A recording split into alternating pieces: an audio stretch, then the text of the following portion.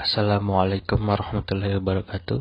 Saya Muhammad Rizky Ferbiandani, NPM saya 10703190091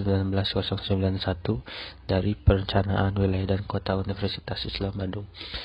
Saya di sini akan menjelaskan mengenai materi kartografi. Sebelumnya, saya akan membahas mengenai sejarahnya terlebih dahulu. Pada sejarahnya, kartografi ini berasal dari kata Yunani kuno yang berarti charets atau charaks yang mengandung arti selembar kertas papirus dan graphein yang berarti menulis.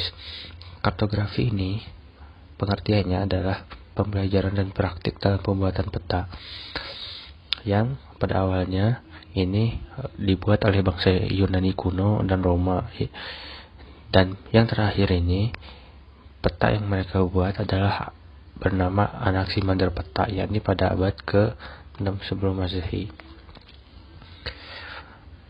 Yang selanjutnya adalah kartografi menurut para ahli. Di sini saya mengambil 3 sumber ahli kartografi. Yang pertama dari menurut Aristides. Kartografi ini adalah ilmu disiplin yang menyatakan antara peta dan pemetaan.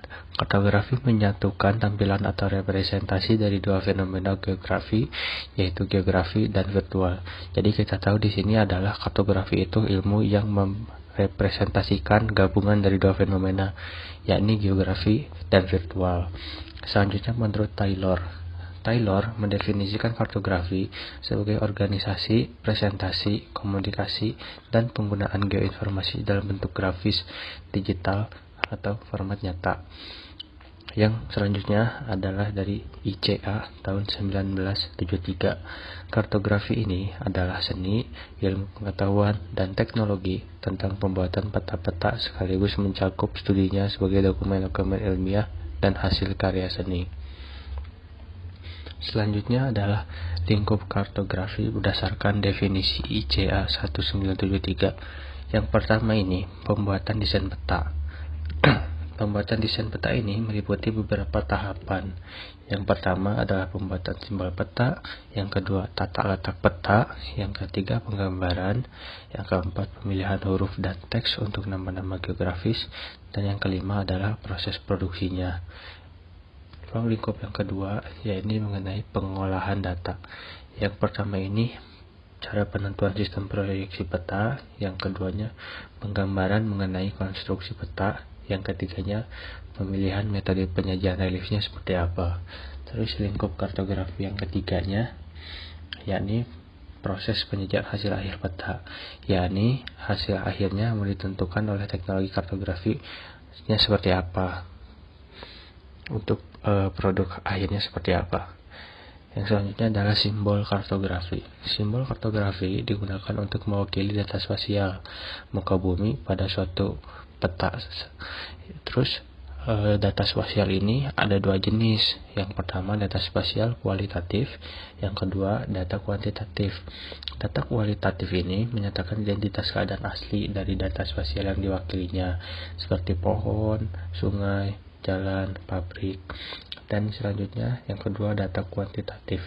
Data kuantitatif ini menyatakan identitas dan menunjukkan besaran atau jumlah dari data spasial yang diwakilinya. Selanjutnya penyajian simbol dalam kartografi. Penyajian simbolnya ini dibagi menjadi 3 kategori. Yang pertama ini simbol titik atau poin. Biasanya simbol ini digunakan untuk mempresentasikan unsur muka bumi atau karakteristik suatu lokasi dan atribut. Yang selanjutnya ada simbol garis atau simbol line, digunakan untuk mempresentasikan unsur-unsur muka bumi yang mempunyai bentuk linier atau garis yang memanjang tetapi bukan suatu area. Yang ketiga ini simbol luas atau area. Simbol ini biasanya digunakan untuk mewakili unsur-unsur di muka bumi yang berbentuk suatu area dengan batas yang pasti ataupun perkiraan. Ini mengenai bentuk secara singkatnya penyajian simbol. Simbol titik, garis, dan luas. Selanjutnya mengenai simbol titik kualitatif. Yang pertama, simbol titik kualitatif ini berupa piktorial atau simbol deskriptif, yang tadi penyajiannya seperti keadaan sebenarnya. Sekarang kita melihat gambar rel kereta api, pom bensin, rumah sakit, kantor pemadam kebakaran, taman, stadion olahraga, dan danau. Jika kita amati bentuk ini seperti keadaan sebenarnya di dunia nyata. Yang selanjutnya ada simbol garis kualitatif. Simbol garis ini berupa simbol deskriptif, yakni suatu simbol yang digunakan untuk menyatakan unsur-unsur di muka bumi yang bentuknya mendekati keadaan sebenarnya dan mendekati keadaan di lapangan, seperti contoh rel dan jalan raya. Selanjutnya adalah simbol abstrak. Simbol abstrak ini mengenai unsur-unsur muka bumi yang memiliki batas. Salah satunya adalah batas administrasi pada peta. Selanjutnya simbol luas kualitatif. Ini dibagi salah satunya menjadi deskriptif. Deskriptif ini suatu simbol yang menyatakan unsur di muka bumi yang mempunyai area. Seperti contoh pada gambar ini adalah area sawah tidak hujan, kebun, hutan, dan lain-lain. Yang selanjutnya ini abstrak, simbol yang memberikan identifikasi untuk suatu area dengan suatu jenis tertentu. Cara penyajiannya juga menggunakan screen garis atau titik, seperti gambar di samping. Selanjutnya mengenai simbol titik kuantitatif. Yang pertama ini mengenai identifikasi harga. Biasanya ini berdasarkan hasil pengukuran di lapangan atau pengamatan lainnya. Umumnya digunakan untuk suatu data pada ketinggian suatu tempat. Yang keduanya satuan harga. Simbol ini menyatakan besaran dari suatu unsur yang diwakilinya dengan suatu satuan harga. Yang ketiganya proporsional. Proporsional ini pada dasarnya ukuran proporsional ini sebagai pembanding yang harus selalu ada.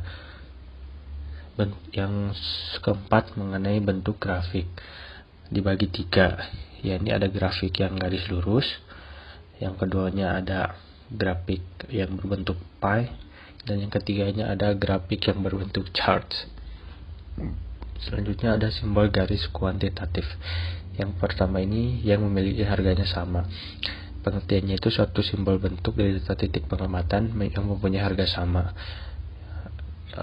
Atau jika dilihat di samping, ini langkah atau jarak dari satu garis ke garis yang lain ini memiliki jarak sama, yakni 50. Yang selanjutnya flow line. Flow line ini untuk membedakan antara garis yang tebal atau tipisnya garis. Selanjutnya ada bentuk anak panah. Yang ini keterkaitan antara Bandung, Jakarta, dan Cianjur. Interaksinya saling berkaitan, serta menunjukkan suatu pergerakan dari suatu tempat ke tempat lain. Yang selanjutnya simbol luas kuantitatif. Ini menunjukkan simbol teks, artinya memperhatikan hubungan antara pemilihan huruf serta penempatan nama. Selanjutnya, proses penyusunan peta ini dibagi menjadi 5. Ada planning, data, simbologi, layout, dan output. Data yang digunakan itu yang harus mendukung kepada tujuan, sasaran atau pengguna, dan batasan, serta dipertimbangkan beberapa faktor. Faktornya kelengkapan data, kecocokan data, tingkat kedetailan, apakah data tersebut berasal dari data yang kompatibel. Yang selanjutnya pertimbangan simbologi. Yang harus diperhatikannya ada 4: komposisi warna, bentuk, isi poligon, simbol titik. Desain layout peta ini dibagi menjadi 5 komponen. Yang pertama itu judul, skala, legenda, informasi koordinat arah utara. Itu yang harus ada di desain layout peta. Yang selanjutnya ini publish atau keluarannya mau bentuk seperti apa. Ada 3. Yang pertama file JPEG ataupun PDF. Yang kedua peta cetak. Yang ketiganya web online. Sekian dari presentasi saya. Mohon maaf apabila ada kekurangannya. Semoga informasinya bermanfaat. Assalamualaikum warahmatullahi wabarakatuh.